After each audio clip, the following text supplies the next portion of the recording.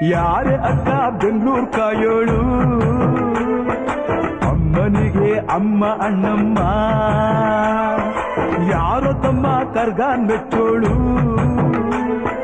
ಮಲ್ಲಿಗೆಯ ಮುಡಿಯೋ ಅಣ್ಣಮ್ಮ.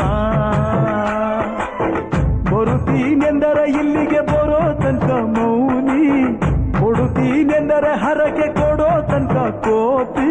ಆಡಿದ ಮಾತನ್ ಮೀದಿರೋ ಭಕ್ತರ ಇವಳಿಗೆ ಇಷ್ಟ ಇಷ್ಟ. ಬೆಂಗಳೂರು